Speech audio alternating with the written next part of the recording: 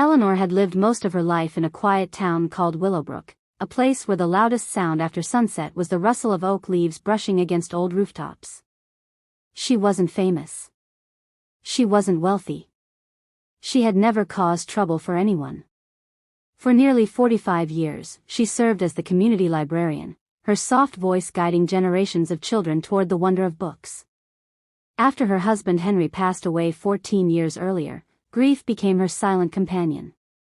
Her daughter, Margaret, drifted farther with each passing year. Calls grew shorter, visits grew rarer, and the warm laughter Eleanor once knew now belonged to memory. The faded yellow house at the end of Walnut Street was all she had left. Its creaky floors echoed her slow footsteps. Its drafty windows whispered through the nights. The front porch swing still moved even when she didn't push it, its gentle sway a reminder that time continued with or without her. Her cataracts had worsened, turning the world into a blurry watercolor painting. Still, she tried to read. Still, she fed stray cats. Still, she baked pies for the church when her arthritis allowed it.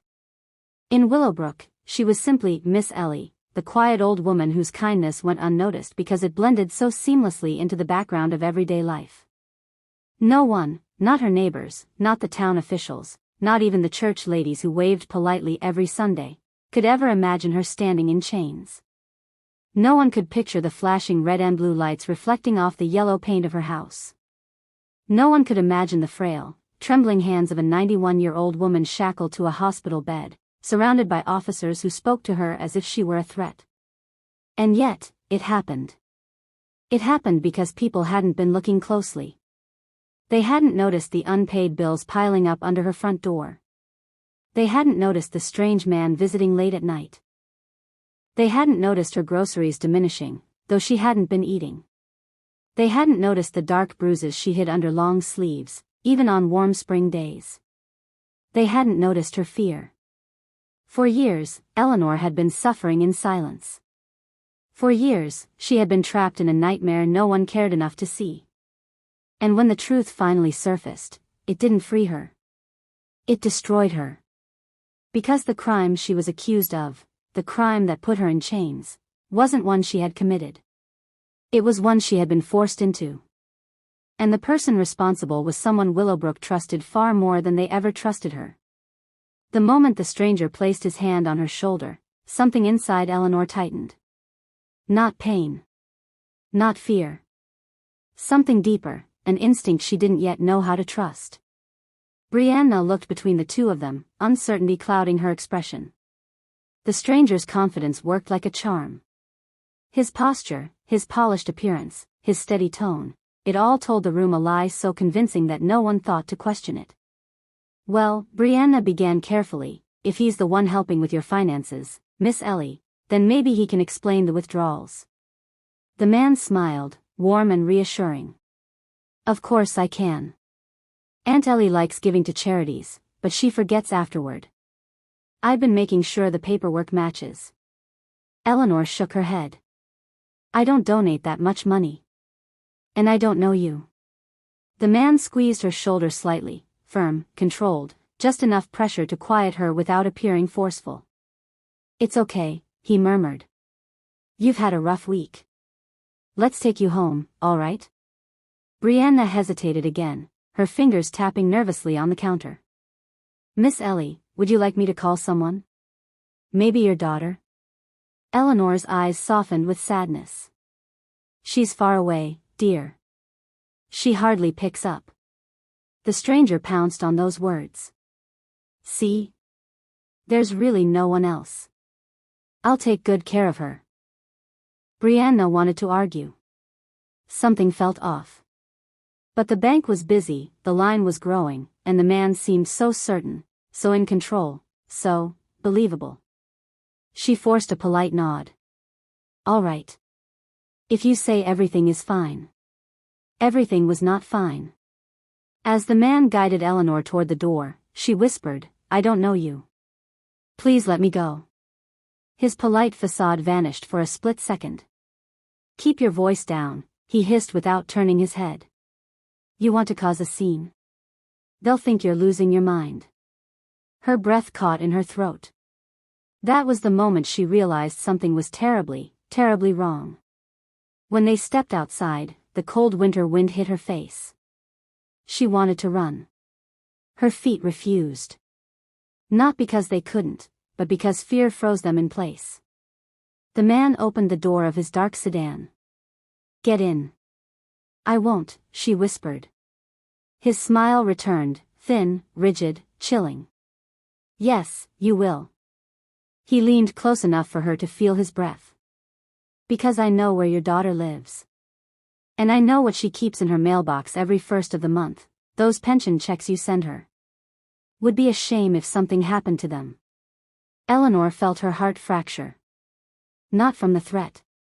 From the realization that he knew things he should never have known. With trembling steps, she got into the car. The door shut. And her life, as she knew it, quietly began to close with it.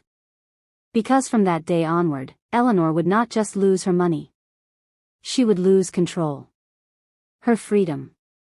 Her safety. Her voice. Every withdrawal. Every forged signature. Every lie told in her name. All of it would lead, 7 years later, to chains clinking against a cold courtroom floor. And no one in Willowbrook would understand how a gentle old woman ended up accused of a crime she didn't even know she was committing. For months after Thomas disappeared, Eleanor drifted through her days like a ghost in someone else's life. The old house he had moved her into, a sagging, mildew-stained cottage at the far edge of Willowbrook, was never meant for living. It was meant for hiding.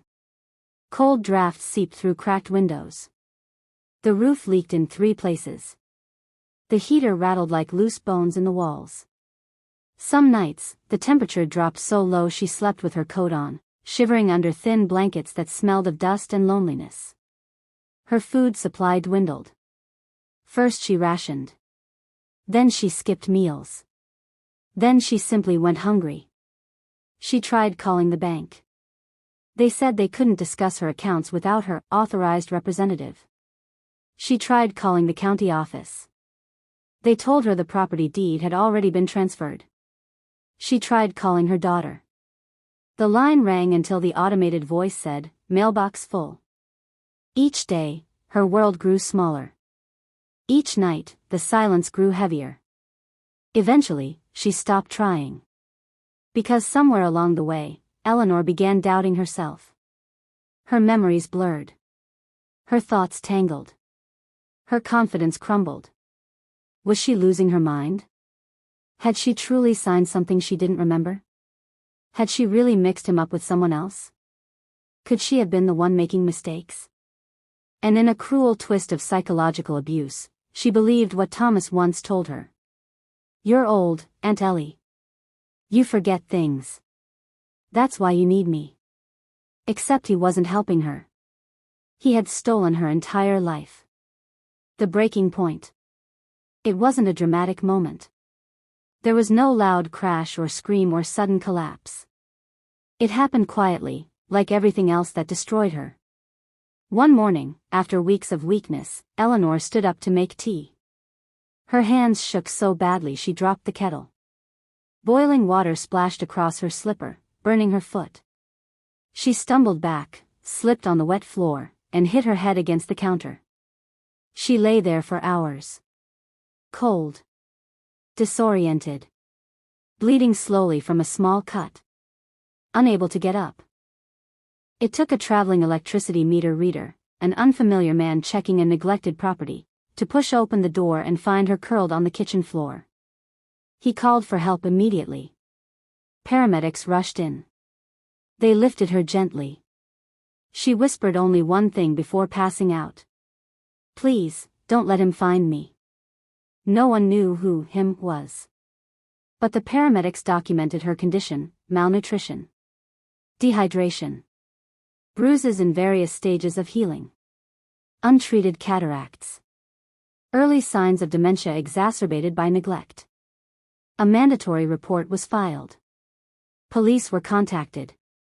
But before they could ask questions, someone else arrived. Thomas Whitford. Clean clothes. Calm voice. Perfect timing. I'm her legal guardian, he told the hospital staff, handing them a neatly bound set of documents. She has episodes.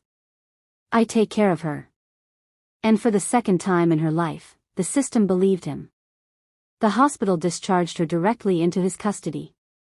And what happened next was the beginning of the nightmare that would place a 91-year-old woman in chains. Months passed. Eleanor survived on canned food and neighborly kindness. She kept her remaining savings, about $78, in a floral tin under her bed. Then came the cold night in March. The power had been shut off. The house was pitch black. Eleanor lit a candle to warm her hands. She didn't know that the floorboards beneath her had rotted. She didn't know that rats had chewed into the walls. She didn't know that a single spark could end everything. But it did. The fire started at midnight. By dawn, the house was gone. By noon, Eleanor was taken to the hospital with smoke inhalation. And within days, authorities discovered the financial irregularities. But instead of launching an investigation into elder abuse, they charged Eleanor with destruction of property, with fraudulent bank withdrawals, with forging her own documents. Thomas had disappeared, but the paperwork he left behind pointed straight at her as the culprit. The easy target. The silent target. The old woman who couldn't defend herself. A 91-year-old woman, frail, confused, shivering, being wheeled through the hospital doors, wrists cuffed, ankles shackled, fur line trailing beside her like a wounded thread. Her eyes weren't angry. They weren't defiant. They were lost. The deputies moved slowly, apologetically, as if every step hurt them too. But the order was clear. Signed. Sealed. Legally binding. Eleanor Grace Whitford, charged with felony financial fraud, forgery, and theft of over $280,000. Doctors argued with the officers, insisting she could barely walk, barely see, barely think straight. They begged the deputies to let her stay until her vitals stabilized. One nurse, Carrie Rowan, physically blocked the hallway. "You can't take her like this," she shouted, trembling with rage. Deputy Morales, the senior officer, lowered his voice. "Ma'am, we don't have a choice." "But she didn't do anything." He swallowed hard. "We know. But the paperwork says otherwise." Behind them, Eleanor's heart monitor beeped weakly. She tugged against the cuffs, not to escape, but because the metal was cold against her thin skin. A nurse tried to cover her hands with part of the blanket, but a deputy gently shook his head. Regulations. No exceptions. As the final click of the restraints echoed down the hallway, Eleanor whispered, not to the deputies, not to the nurses, not even to herself. She whispered to the world that had forgotten her. "I didn't steal anything." Those 5 words would later shake the town. They would divide the entire county. They would spark protests outside the courthouse. But in that moment, they were simply a soft plea carried away by the cold morning air. When the deputies rolled her toward the exit, cameras were already waiting. Someone, no one knows who, had tipped off the local news. Reporters gasped. One covered her mouth. Another lowered his camera with disgust. But a young intern, barely 20, raised her phone. The shutter clicked. Once. Then twice. Then again. The photo captured everything. The chains. The fear. The blanket slipping from Eleanor's shoulders. The officer behind her wiping his eye when he thought no one was looking. The nurse reaching after her as if trying to pull her back into safety. Within hours, the picture flooded the internet. Within a day, it reached national news. Within 3 days, hashtags appeared. Hashtag Free Miss Ellie. Hashtag Elder Justice. Hashtag The Woman in Chains. People were furious. Heartbroken. Confused. How could a woman like Eleanor become the villain in a crime she barely understood? No one knew yet. But the courtroom would reveal everything. And when the judge finally looked into Eleanor's eyes, his reaction would silence the entire room. For the first time since her arrest, Eleanor felt the room truly looking at her, not as a criminal, not as a burden, but as a human being. Her chains clinked softly as she tried to straighten herself. Judge Keating noticed and motioned urgently to the bailiff. "Remove those restraints. Now." The attorneys froze. "Your Honor," the prosecutor began cautiously, "standard protocol." "Protocol," Judge Keating snapped, "does not excuse cruelty." The bailiff hurried toward Eleanor. His hands trembled slightly as he unlocked each cuff. When the chains fell to the courtroom floor, the sound was sharper than any gavel strike. It echoed through the chamber like a small act of justice. Eleanor rubbed her thin wrists, wincing. "Thank you," she whispered. Judge Keating nodded, his voice gentler now. "Mrs. Whitford, please take a seat. You are safe here." Safe. A word she had not felt in years. As she eased into the chair beside the public defender who barely knew her name, the courtroom watched her with a collective, breathless fascination. The judge turned to the prosecution. "These charges, explain them." The prosecutor stood, flipping nervously through a stack of papers. "Your Honor, the defendant is accused of orchestrating a long-term financial fraud scheme, multiple forged documents, diversion of pension funds, unauthorized property transfers, totaling over $280,000. A wave of murmurs swept across the courtroom. Eleanor closed her eyes. That number wasn't just money. It was her life savings, her home, her safety, everything she had ever accumulated in 9 decades. Judge Keating glanced down at the fragile woman in front of him, then back up at the prosecutor. "And you believe," he said slowly, "that she orchestrated this?" The prosecutor hesitated. Well, the documents all bear her signature, and the legal guardian representing her submitted." The judge's eyebrows shot up. "Legal guardian? Who?" The prosecutor shuffled his papers. "A Mr. Thomas Whitford.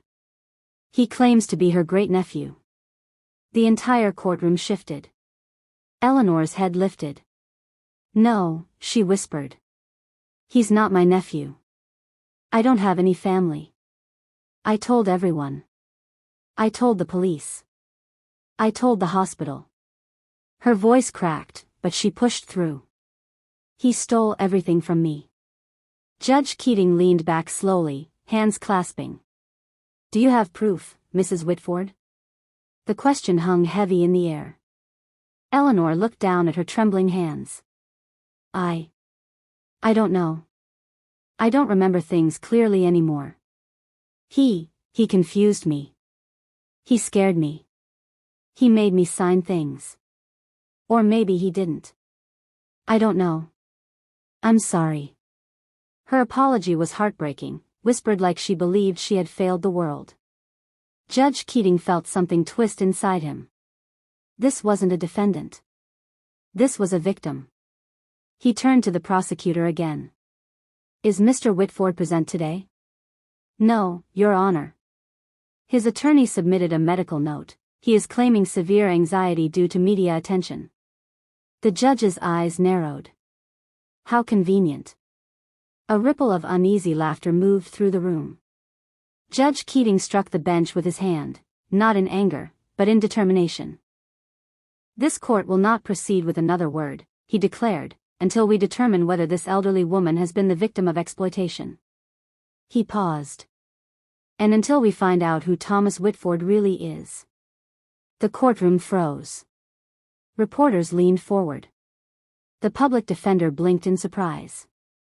Eleanor stared at the judge with watery eyes. For the first time in 7 years, someone believed her. Someone finally listened. It was the exact moment the tides of justice began to turn, and the entire courtroom knew it. The moment investigators returned with the file, Judge Keating demanded they speak on record. The lead investigator, Detective Laura Mendel, stepped forward, a seasoned fraud specialist with a sharp eye and an even sharper instinct. She cleared her throat. "Your Honor, Thomas Whitford does not exist." A hush fell over the courtroom. Eleanor's hands trembled lightly on her lap. She wasn't shocked, just tired. Tired in a way that only victims of long-term manipulation understand. She had been screaming this truth in whispers for years.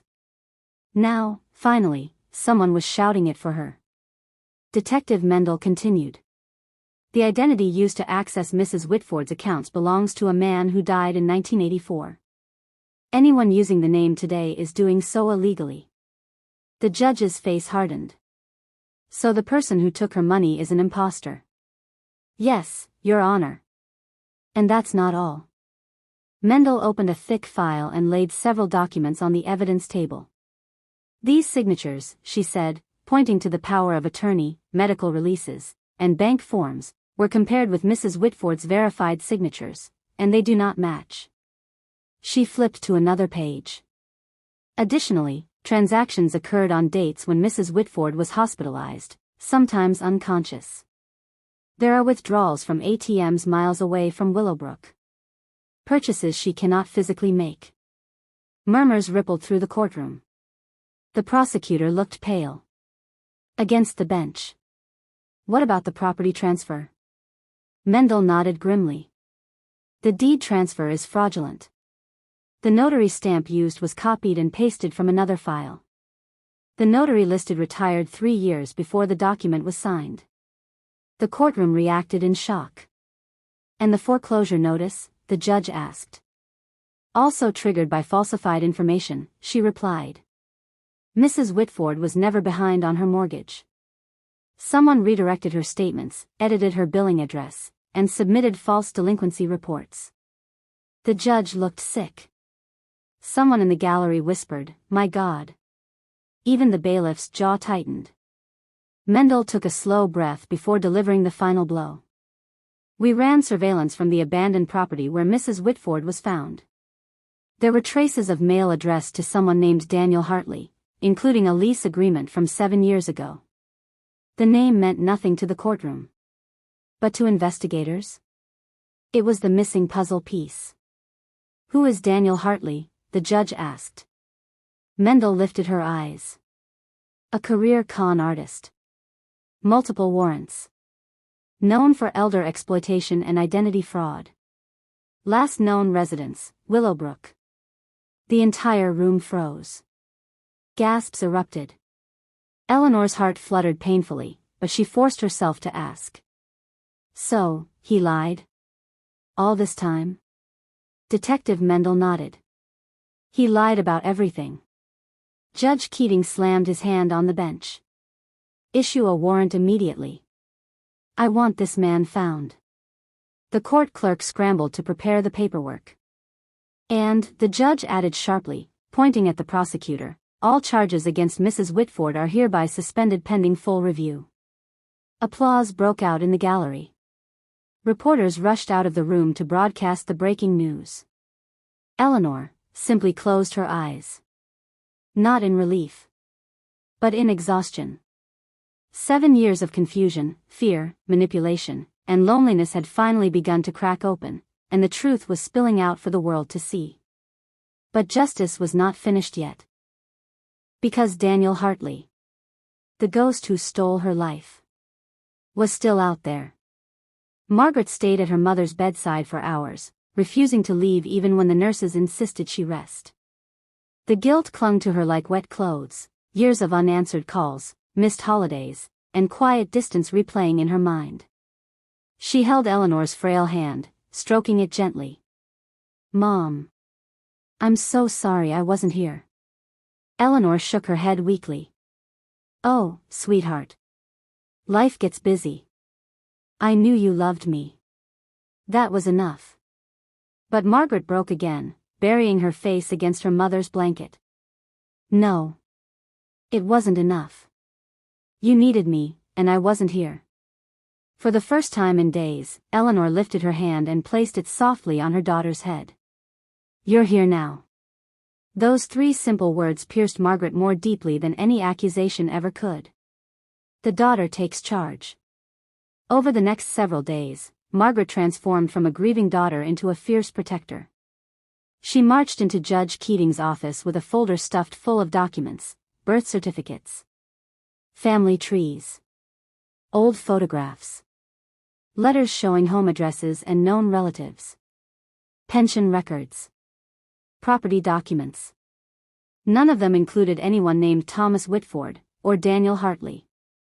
"This man is not family," she said firmly. And he never was. Judge Keating accepted each document with visible relief. It was rare to see a judge grateful, but he knew how close the system had come to destroying an innocent woman. At the same time, Margaret worked with Eleanor's newly appointed attorney, a determined young woman named Rachel Vega. Rachel handled the legal chaos while Margaret filled the emotional gaps the years had carved between her and her mother. "She's been declining for a while," Margaret admitted quietly during one meeting. "I thought the forgetfulness was normal aging. I didn't realize someone could use it against her." Rachel nodded sympathetically. Exploitation of the elderly often goes unnoticed. "But you're doing the right thing now." Margaret swallowed hard. "I'm never leaving her side again." Evidence piles up. Margaret helped investigators identify which letters were authentic and which had been forged. Old diaries showed Eleanor's confusion long before the fraudulent documents appeared.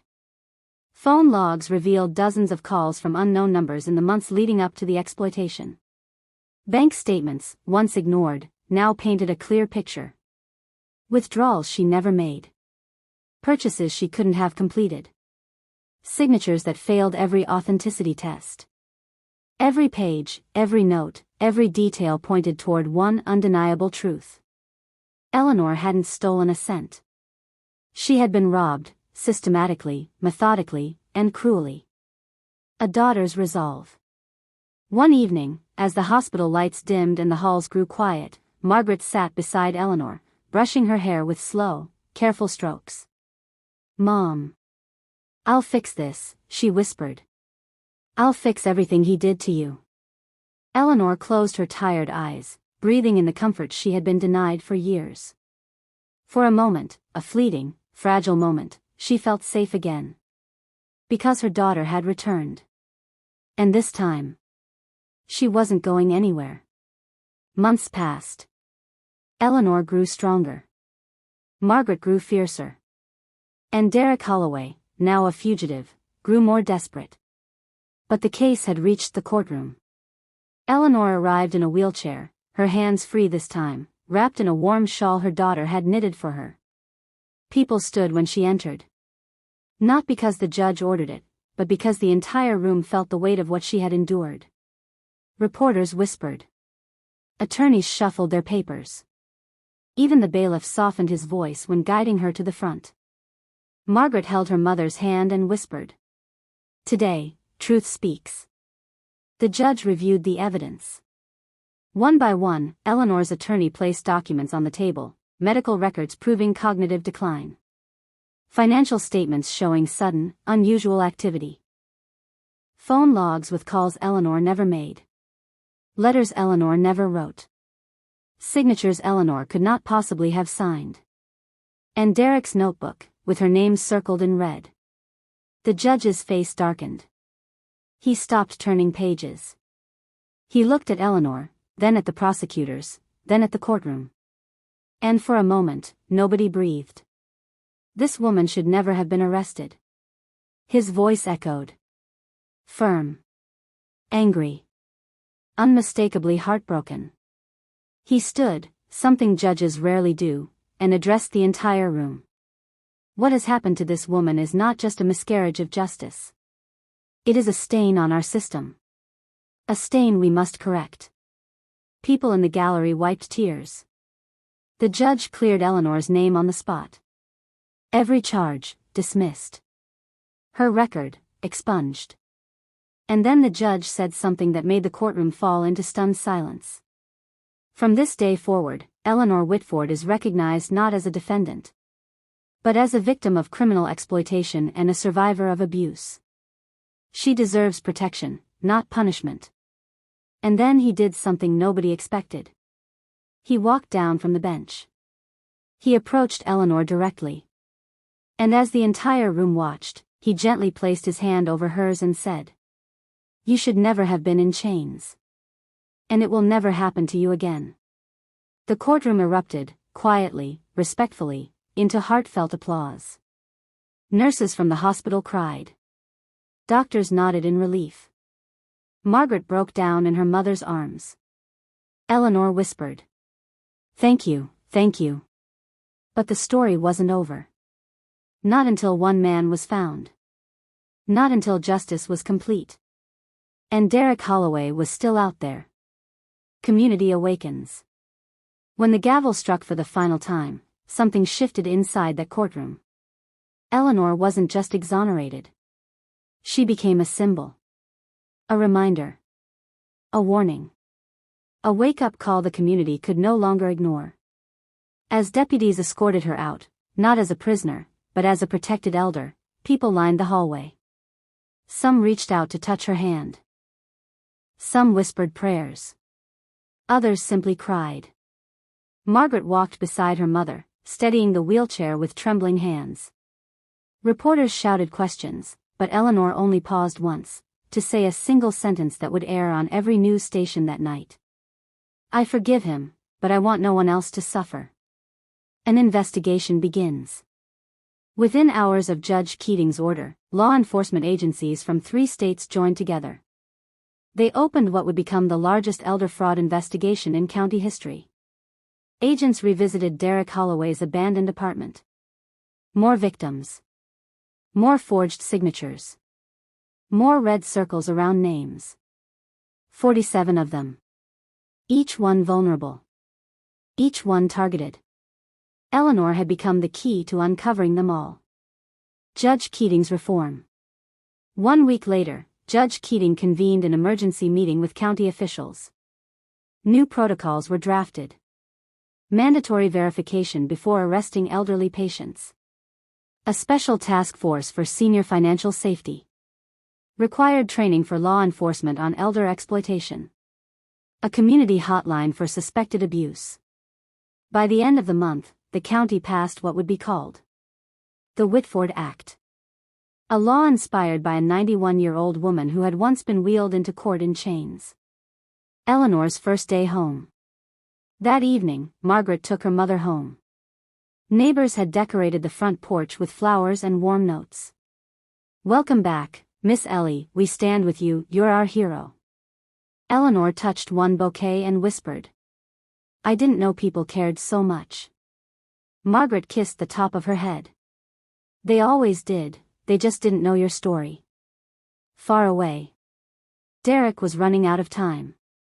At a dusty motel off a highway 2 states away, Derek Holloway sat on the edge of a bed, watching the news. His own face appeared on screen. His voice was caught in recordings investigators had recovered. His notebooks were displayed as evidence. And then the headline that made his hands tremble. Eleanor Whitford fully exonerated, manhunt for suspect intensifies. For the first time, Derek realized. He hadn't just robbed money. He had tried to rob a woman of her dignity. And now the world knew his name. Eleanor was released to her daughter's home. People sent letters. Church groups donated furniture. The mayor visited and apologized. Children drew cards for her. The town repaired her old house. Volunteers rebuilt the porch she loved so much. The library named a reading corner after her. And for the first time in years, Eleanor felt seen. Felt safe. Felt remembered. The final words she ever spoke publicly were during her interview on a local news channel. "Sometimes evil hides in kindness. But kindness can always return, if people choose to see one another." Her story sparked national conversations about elder abuse. Laws were changed. Systems were improved. And an entire country decided to look more carefully at the elderly among them. 1 year later, on the anniversary of her exoneration, Willowbrook Community Church glowed softly with candlelight. The congregation gathered quietly, each flicker a tribute to the woman who had endured so much and yet inspired so many. Eleanor passed away peacefully in her sleep at the age of 92, surrounded by love she had once feared she would never know. At her funeral, Judge Marlon Keating stepped forward. His voice, steady yet filled with emotion, carried across the pews. She taught us that justice is not about strength, but about truth. And that no one, no matter how old, how weak, or how forgotten, should ever stand in chains for a crime they did not commit. The church fell silent. Not the awkward silence of discomfort. Not the stillness of uncertainty. But a silence filled with respect. A silence filled with love. A silence filled with justice. And just like that, the story of Eleanor Whitford of courage, endurance and truth was etched into the hearts of Willowbrook forever. Please click subscribe to more of this story.